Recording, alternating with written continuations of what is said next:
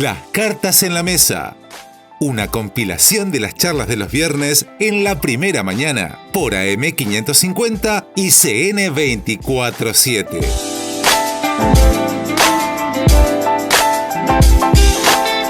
Una charla en profundidad sobre las ideas, los proyectos y los sueños de un país.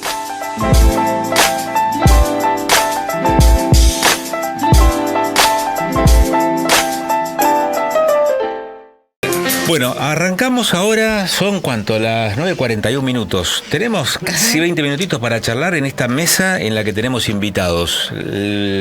Marcelo Dalton, ¿cómo estás? Muy bien, buenos días. Bien, buen día. Pablo Derevicki. Buen día, muy bien. Estimado Sabone. Muy buenos días. Excelente. Muy bien, así me gusta. Y se suma Alejandro García. ¿Cómo le va, Alejandro? ¿Qué dice usted? Muy bien, buenos días, señor periodista. Bienvenido. Gracias. Me dice, ¿Cuánta formalidad? Siempre señor periodista, es la característica de García. Filoso el hombre, filoso. Quedó la semana pasada, cuando hablamos de el sueño de país en el imaginario colectivo, si alguna vez hubo sueño de país. Y sí, es más, el país que actualmente se está llevando adelante sigue siendo los inicios de Mitre. Las ideas de Mitre. Vos pensá esto, un ejemplo concreto.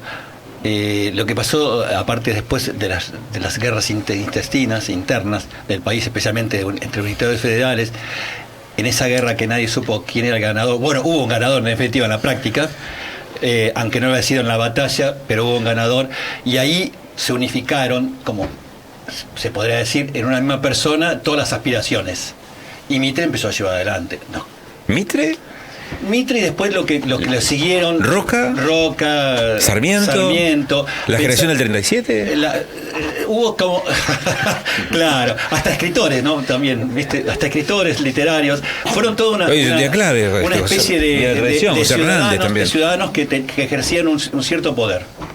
Un cierto poder. O sea, para vos hubo un sueño de país. Sí, es más, las bases de este país actual. Pensar no lo mencionó Alberdi. Exacto. Pensar el Código Civil de Alberdi, pensar la ley de educación pública, la primera ley de educación pública. 1420. La primera inscripción, se saca el poder de la iglesia y se quiere al Estado, decir, yo voy a empezar a registrar el nacimiento. Voy a poner a los niños de diferentes clases. Eso fue Roca. Cosas. Exacto. A construir lo que sería el ejército argentino como tal. Roca también. Así podíamos, hasta las bibliotecas populares, te puedo decir, ¿no? Todas esas cuestiones que hoy están, el ejercicio de la república, de la democracia, fue acunado en esa época. Pero ahí, cuando lo plantea, yo creo que ha existido estructuras pensadas. O sea, si algo perdimos son esos consensos iniciales. También esos consensos eran más chicos. Eran tal vez pensados desde, hablábamos recién de Buenos Aires, o de una perspectiva que sí generó hitos. O sea, en distintos momentos existieron, no sé si sueños de países, proyectos institucionales o estructuras que te respondían a cierto sentido. Que hoy, de hecho, creo que están en jaque. Cuando hablamos de, por ejemplo, la generación del 80, que generó un quiebre, tuvo una estructura de país y a su vez un ideal seguido por un grupo de personas medianamente organizado. Pero después esto entró en jaque, entró en conflicto. Vemos rápidamente la historia argentina, los golpes militares, la industrialización posterior. O sea, yo ahí creo que más allá del sueño del país, lo que hay que ponerse de acuerdo es en estas cosas: educación general para todos, qué se tiene que enseñar, que era un poco con lo que terminamos el otro día. Te diría incluso antes de discutir el sueño del país, porque todos creo que podemos coincidir, el sueño es un país mejor. ¿A dónde está el país mejor? ¿Cómo construimos eso? Y si no hay pequeños consensos, si no hay pasos en la dirección correcta, la verdad que se pierde eso. Entonces, ahí sí hubo un sistema que fue en pos de eso. Y para haber un consenso también tiene que haber una visión individual de las cosas, porque no se puede consensuar si estamos en el vacío directamente. Entonces, para mí la educación es fundamental en este aspecto. Para consensuar hay que hablar, para hablar hay que saber, hay que tener postura, hay que tener decisión. Entonces, si educamos con la capacidad de decisión o la independencia... Miguel, no me mires así. Esa es la parte buena. esa independencia nos va a dar la capacidad de decidir y de debatir, entonces ahí está la base. Sueño y proyecto, ¿se pueden asociar? ¿Se pueden utilizar como sinónimos? El proyecto sería como algo puesto en práctica, ¿no? Como algo dado para adelante. El sueño es mío, yo puedo tener un montón de sueños, pero lo que proyecto lo pongo para adelante, por eso se llama proyección, es lo que yo saco de mí para el afuera. Entonces el proyecto se tiene que dar en conjunto. Hoy en día ya la visión de en conjunto, la pluralidad es un desafío importantísimo, porque bueno, no está tan lubricada la pluralidad más allá de los pensamientos más amplios o de instituciones amplias y milenarias, sino que, a ver, a partir de lo que nosotros podamos proyectar, es lo único que podemos construir. El tema es, ¿podemos proyectar? ¿Estamos capacitados para proyectar? Y ahí vienen las personas que se dedican a movilizar esas proyecciones. Si tenemos ejercicio de poder, y quien tiene el poder puede proyectar un país. ¿Solamente puede proyectar el que tiene el poder? García. Mira, yo creo que el país sí fue pensado en aquella década del 80, como decía el doctor Dalton, luego con una revolución educativa que trajo Sarmiento a la República Argentina, un país agroexportador, y desde esa época a la fecha seguimos debatiéndonos qué país queremos. Y hoy ya no hay revoluciones, ni de pensamiento, ni educativas, ni industriales, ni nada. Las únicas revoluciones son económicas y nada más. Perdón. A ver. Me voy a atrever a disentir. Yo sí creo que hay revoluciones, pero que de repente tal vez no las entendemos. Creo que la cultura actual es una revolución respecto a lo que había. La forma de entender las cosas cambió diametralmente, a punto tal que uno con cierta edad ya no entiende incluso de qué están hablando los que están hablando en otros. Sí, el posmodernismo puso en jaque lo institucional, ¿no? Pero yendo a lo institucional o a la visión de país, que en definitiva de eso hablamos, coincido con lo que decía García de esta cuestión de que hubo un país pensado. Pero también creo que hubo un segundo momento en que se pensó el país, cuando se industrializó, cuando empezamos a tener energía nuclear, cuando empezamos a pensar un INVAP, cuando empezamos a pensar en tener aviones militares. Son revoluciones inconclusas, porque todos esos procesos fueron coartados por diferentes gobiernos, no importa de cuál. Pero se produjo el quiebre, por lo menos. A eso iba. Pero no se llegó a un fin. Todo quedó inconcluso. La educación está inconclusa, la economía está inconclusa, las instituciones intermedias están inconclusas, la educación pública está inconclusa, la salud pública está inconclusa. No hay actos revolucionarios. Pero ¿qué determina lo concluso, no? ¿Qué determina que yo pueda tener la visión o el consenso de que se termina? Porque para concluir hay que terminar, ¿no? O sea, es una cuestión que se amasa, una espiral dialéctica que todo el tiempo van a estar pasando por los mismos temas y las mismas tendencias. Entonces, ahí para mí tiene que estar la cuestión, ¿no? A ver, si nosotros estamos mirando en dónde se termina, estamos perdiéndonos el proceso. Y también dejar de pensar, estaríamos dejando de pensar que existe una evolución o existe algo progresivo, ¿no? Les replanteo, porque si seguimos en esa línea vamos a terminar en blanco-negro, me parece que no es la idea. Yo creo que podemos estar de acuerdo que estamos en crisis. Podemos estar de acuerdo que existieron momentos históricos donde al menos determinados grupos mayoritarios tenían consenso en qué se estaba buscando o hacia dónde se institucionalizaban ciertas cosas. Que existieron proyecciones de país. Podemos hablar del modelo agroexportador, podemos hablar de esa etapa de industrialización. El tema es, estamos en crisis. Dentro de lo político podemos estar o en la etapa agonal de la política o en la etapa arquitectónica. Creo que es necesario replantearnos en cómo vamos a construir a partir de esa crisis. Estaba pensando... ¿Cómo proyectamos en función de un sueño? Pero si las crisis que se generan educativas no tienen un plan de ejecución, vivís en crisis. ¿Qué educación le damos a los niños? ¿La de Sarmiento? Entrar en la respuesta a eso... ¿Qué país queremos industrializar? En el año 1900 en la Argentina, de cada 4 habitantes, 3 eran extranjeros. Hoy, ¿cómo está Neuquén? El 80% somos de afuera. Perdió la identidad. Y el país ha perdido la identidad, porque no sabemos dónde vamos. Yo no creo que el país haya tenido identidad, pero bueno, es otra cuestión. Pero vos también decís que es el país y que es la patria. Lo que pasa es que ¿sabés lo que es? No sabemos lo que es la patria, es el problema. Acá hay que distinguir para lo que mí es la patria, es el tango, y bueno, para mí yo no creo que el tango sea la pelota, la bandera, no creo, es más, la pelota las Provincias Unidas es la patria. A ver, me parece que estoy haciendo un ejercicio para producir cambios o crisis, tiene que haber estado a ejercicios de poder. El problema está que cuando había ejercicios de poder estaban centrados en pocos, en definitiva. Actualmente es imposible porque el ejercicio de poder está diseminado. Hay demasiados actores con cierta parte del poder, pero no con un poder casi central. Por eso va a ser más difícil producir algunos cambios. Una idea global que abarque todos esos poderes. Mira, revolución educativa. Y esos tres poderes que pueden estar en la República, hoy ejerciendo poder, hay un consenso para ejecutar esa revolución educativa. Yo entiendo que el filósofo me hable de que es imposible, porque el imposible es un concepto filosófico. Yo entiendo que desde lo individual, digamos, bueno, hay que hacer una construcción personal, que es necesaria. Pero la verdad que necesitamos un sincretismo entre lo individual y lo colectivo, y el desarrollo de, si se quiere, vamos a usar otro término que tal vez uno ha escuchado por ahí, ideas fuerzas. O sea, ¿qué vamos a trabajar? La política es el arte de lo imposible. Esencialmente, el político está para transformar una realidad que no podemos transformar.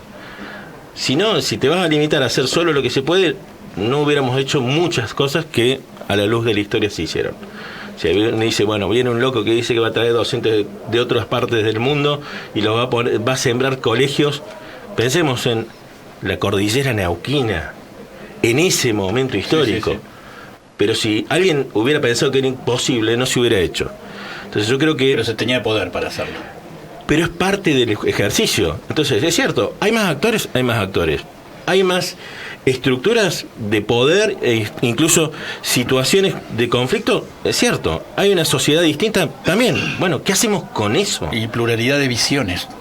¿Cómo construimos un, entre comillas, ágora donde esto se pueda discutir de una forma distinta? ¿Cómo generamos ese recinto de resonancia que permita empezar a pensar cómo construimos el país? ¿Cuáles son los cimientos de eso? Fíjate que también la coparticipación que tenemos del pueblo es bastante complicada, porque ya en sí nuestro sistema nosotros tenemos que elegir uno de acá a 4 años, y cuando elegimos generalmente no van a la vuelta de escuchar a sus ciudadanos. O sea, es difícil uno cuando está en el ejercicio del poder también bajarlo, ¿no? Entonces, si añadimos esa coparticipación a todos lados, se podría llegar a una cuestión más popular, ¿no? Pero a ver, ¿cómo? ¿Qué está notando Saboné?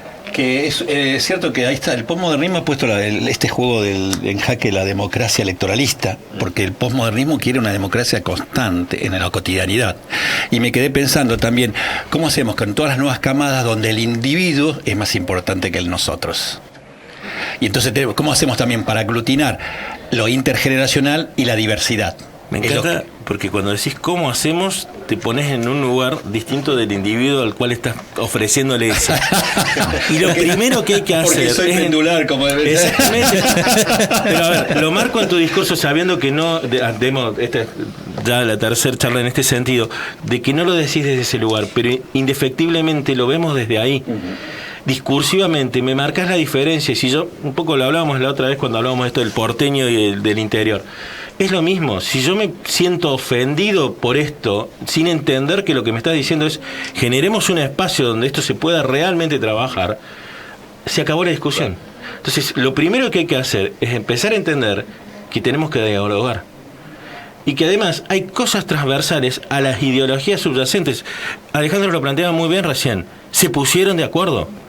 Pero se pusieron de acuerdo unitarios y federales, que estaban matándose en el campo de batalla, literalmente, pero había ciertos consensos base. Entonces, ahí sí entiendo, y esto sí, porque uno es... Esta iba a ser una sociología de la historia, también se estaba matando, a veces estaba matando el gaucho, el pobre, el marginado, las clases con poder las zafaban bastante. Sí, hasta que te derrocaban y te colgaban. Entonces nada cambió. Había una intencionalidad. Los pobres de aquella época...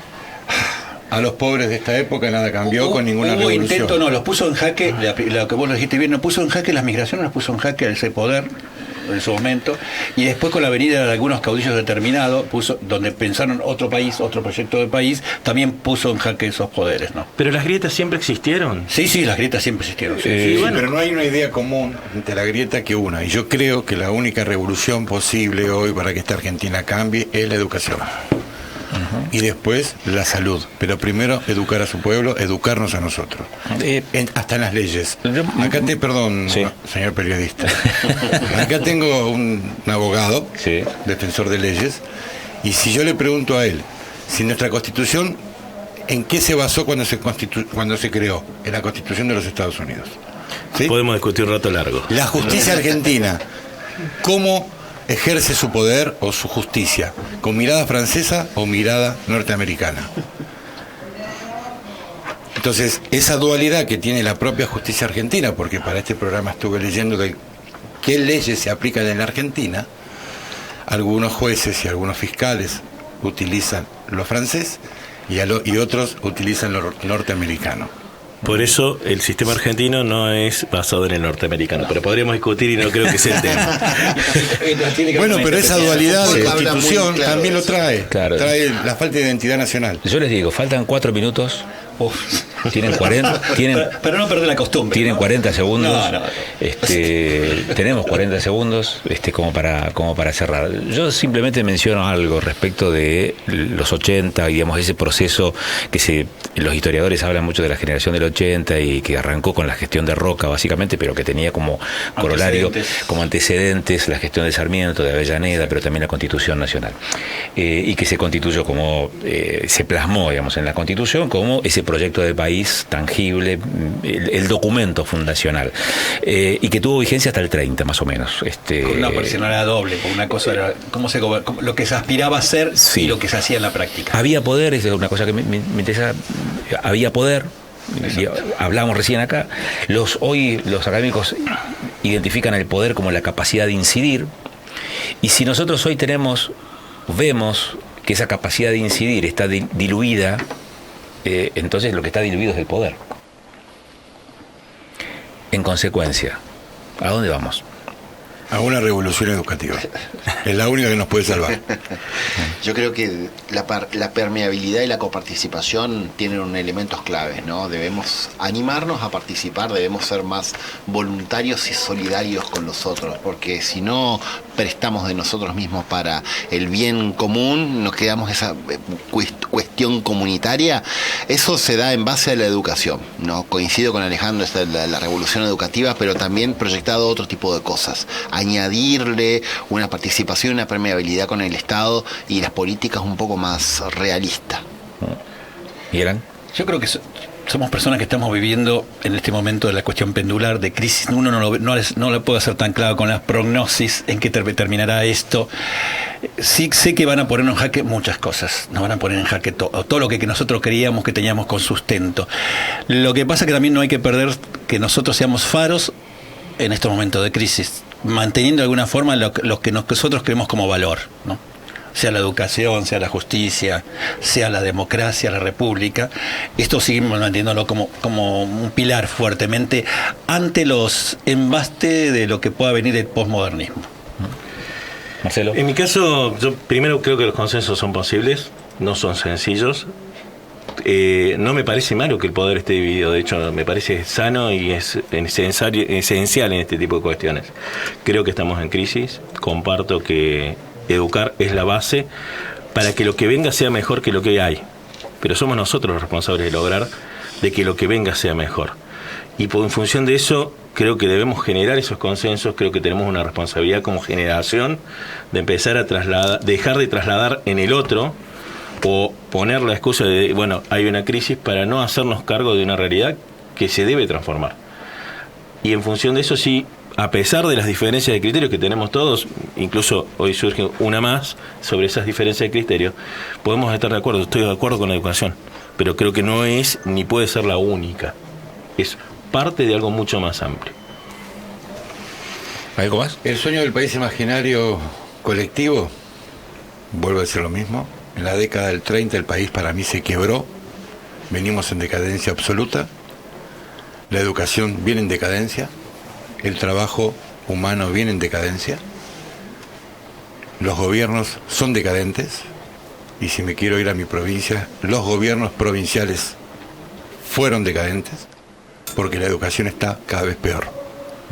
Y si no hay educación, no hay cultura, no hay mano de obra especializada, se perdieron todo. Solo la revolución se hace con una pelotita.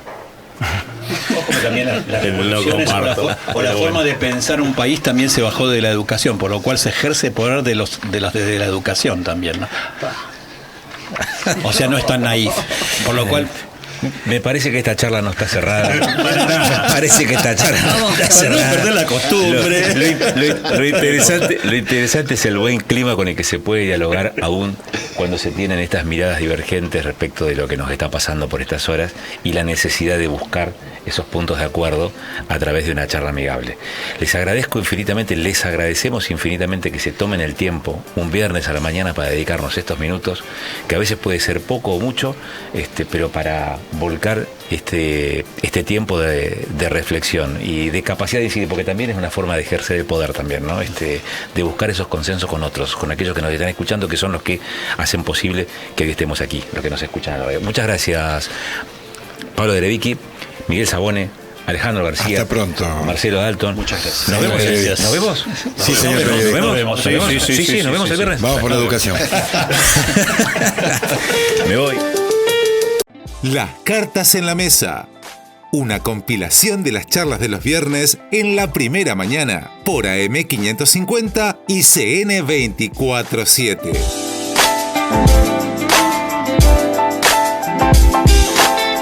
Una charla en profundidad sobre las ideas, los proyectos y los sueños de un país.